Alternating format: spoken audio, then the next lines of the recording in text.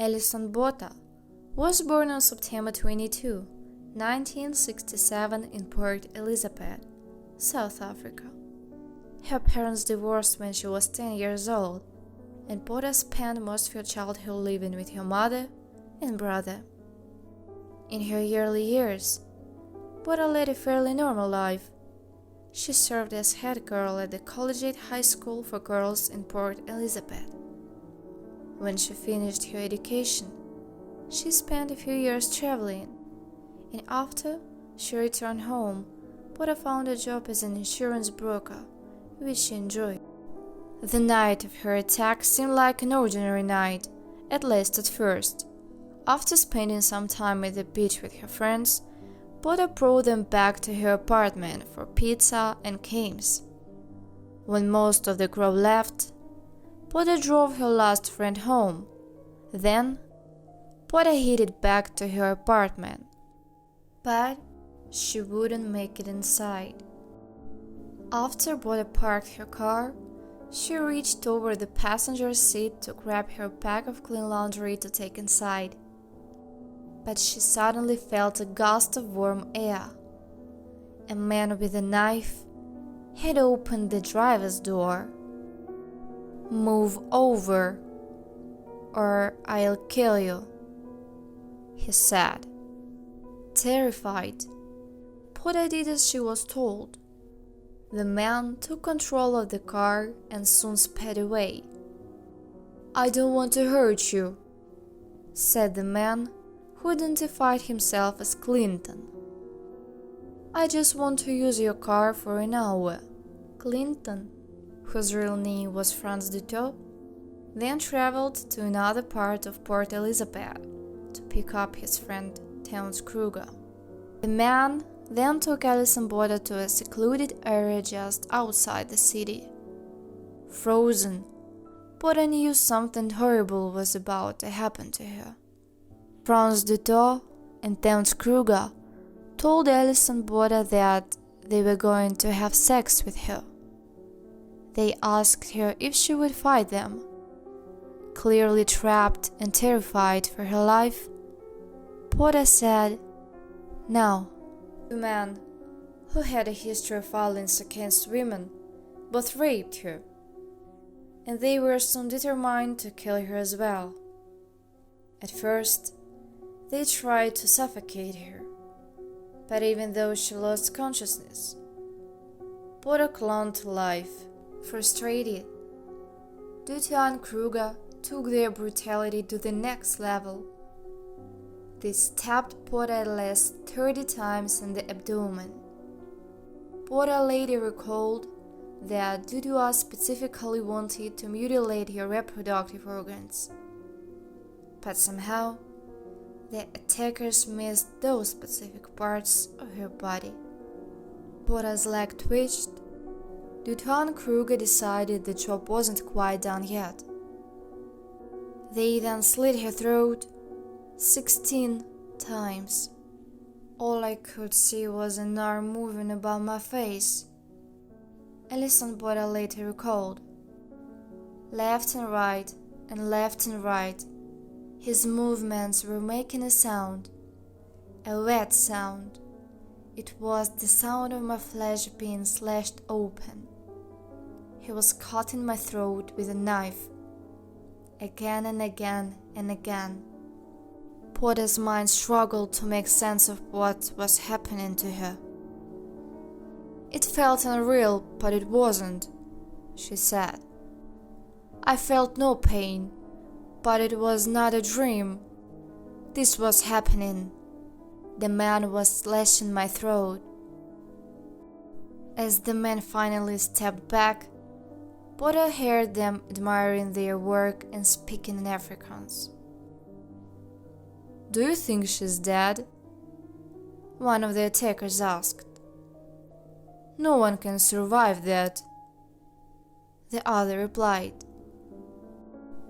Apparently satisfied that they had killed her, Dutot and Kruger drove away. But little did they know that Botha was still breathing. Lying alone atop sand and broken glass, Botha knew.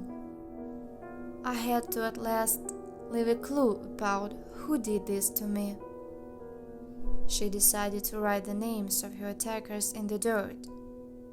Then, beneath that, she wrote, "I love Mom."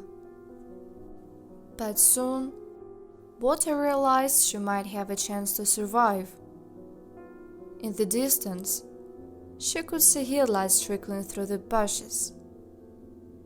If she could just manage to get onto the road, someone might be able to help her.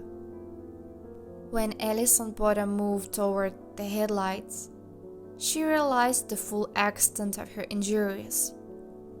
As she pulled herself up, her head started to fall backward, since she had nearly been decapitated. Meanwhile, she could also feel something slimy protruding from her abdomen, her intestines. She had to use one hand to keep her organs from spilling out and the other hand literally holding her own head. Botha recalled, "As I struggled forward, my sight faded in and out, and I fell many times but managed to get up again until I finally reached the road. There, she collapsed along the white line. Even in her disoriented state, she knew that this was the best position to attract the attention of a motorist. Fortunately, Botha didn't have to wait for long. A young veterinary student named Tian Eilert, who was visiting Port Elizabeth on vacation from Johannesburg, saw Botha lying in the middle of the road and stopped. "God put me on that road that night for a reason," Eilert later said. He used his veterinary training to tuck Botha's exposed thyroid back inside her body.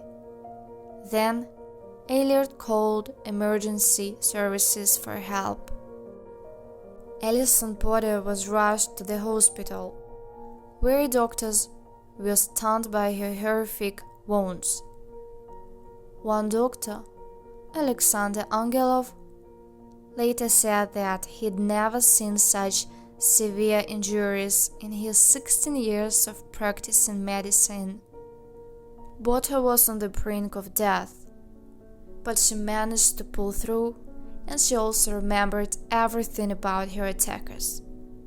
She was soon able to identify them from police pictures while she was still in the hospital.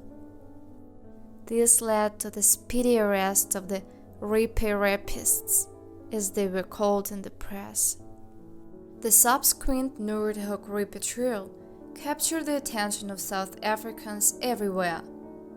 Both Duto and Kruger pled guilty to 8 charges, which included kidnapping, rape, and attempted murder.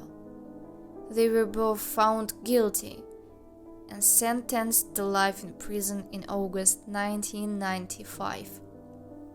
But even though the worst was behind her, Alison Botha still suffered from both physical and emotional scars from the ordeal. In order to recover, she decided that she needed to face what had happened to her. Alison Botha soon began traveling around the world, telling her story in at least 35 countries. One of the first women from South Africa to speak publicly about rape in both her home country and abroad, she helped inspire other survivors to come forward and tell their stories as well. "The attack has put me on this path where I get to travel the world and help inspire other people," said Botha. In 1995, Botha won the prestigious Rotarian Paul Harris Award for Courage Beyond the Norm and Feminine Magazine's Woman of Courage Award.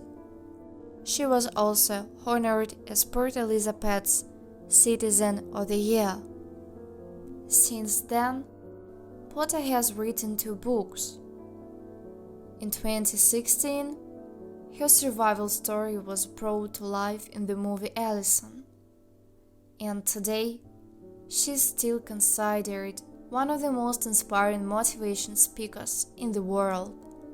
But for Alison Botha, perhaps the greatest gift of all has been the birth of her two sons.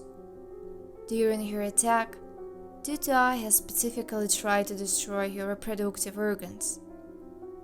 That was his intention, Botha said, after the birth of her first child in 2003, which is what makes this news so positive. Today, her story stands as both an example of human depravity and the strength of the human spirit. Life can sometimes make us feel like the victim, Botha said once. Problems and hardships and traumas are dishes out to all of us, and sometimes they can be divided very unfairly. Remind yourself that you do not have to take responsibility for what others do. Life is not a collection of what happens to you, but of how you've responded to what has happened to you.